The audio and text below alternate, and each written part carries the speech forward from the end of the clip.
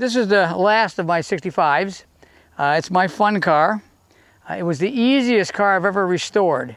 The chrome is all original in the car. The interior is all original in the car. I took the lacquer paint off with a razor blade and we had it painted in less than a month.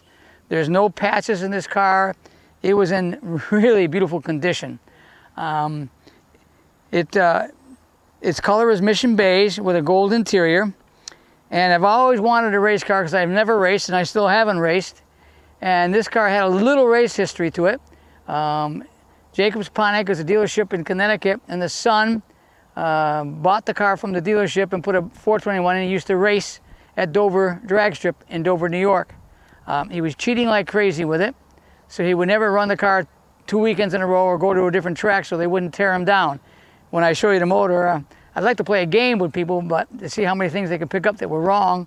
But I will tell you what's not right on the car and how he was cheating. Once again, it has a Royal Bobcat treatment. It is a 421, not a 389, but you can't tell them apart unless you really know Pontiacs. And I could show you, but that's a well-kept secret, okay? Again, as I say, it looks like a 389, so he was cheating, claiming it was a 389. It has a 66 tri-per-hour instead of a 65, because the 66 had bigger carburetors, so it definitely will go faster. And I had to put a set of 72 400 heads on it because the compression was way too high. And the 400 heads dropped the compression down to 9.5, 9 to 1. But I also gained bigger valves and screw and studs, so horsepower-wise, I think it's the same. It has headers on it, but not the original ones. They rusted out.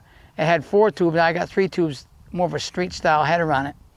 A lot of people ask me what that is, and I'm surprised when older people do, because that's the sending unit for the tack. That's an original old Sun tack.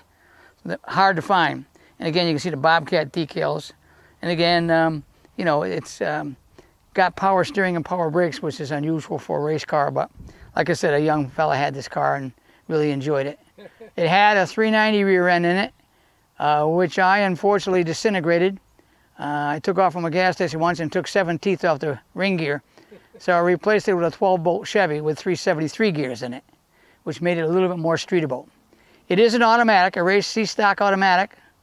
It looks like a 2-speed automatic, but it's not. It's a 200 R4. It's got a 3-speed with overdrive in it, so it's a drivable car.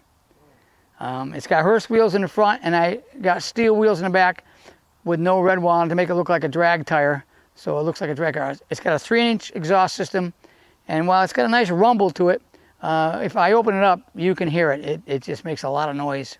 Jeez. It was also picked, I was at Lime Rock Park for their annual parade, and a gentleman walked up to me and asked me if I wanted to be in the concourse show down in Greenwich, Connecticut, which is kind of a Ritchie-titchy type deal, you know, and I said, well, yeah. He said, well, here's the deal. We're having a GM versus Ford class, and you're going to replace Bill Jenkins, who backed out on me at the last minute. I said, well, whoa, wait a second. This is not a Bill Jenkins famous race car. This was just some young kid who raced it on the weekends and had fun with it.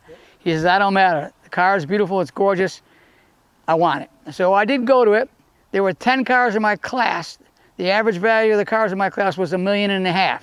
I was kind of like the little boy in the big car show, but it drew lots of attention, probably as much as any of them actually, because I let people sit in it, and they really enjoyed that. That's awesome. Again, I told you I always wanted to own a race car, so I wanted to make it look like it was a national type race car. The only thing that the kid had on it was his father's metallic wrecker sign. He'd take it off the wrecker and put it on the door. I added everything else. It came off of Arnie Beswick's Mystery Tornado, for those who think young. And this is the first initial of all my granddaughters. And I named it the Saber-Tooth Tiger because tiger was the theme for the Pontiac. And the Saber-Tooth is the biggest and most ferocious tiger, but it's also extinct, just like Pontiac. This is the original interior, okay, in beautiful shape. You can tell it's original. You can see the little stain over the driver's side armrest. It has the wood wheel, no rally gauges in this one. It's got a Stewart Warner tack. It does have the custom seat belts, and of course I added the vacuum gauge, and it has aftermarket gauges. So other than that, it's kind of plain Jane in the inside. Okay. But like I said, it was one of my favorite cars. It's a blast to drive.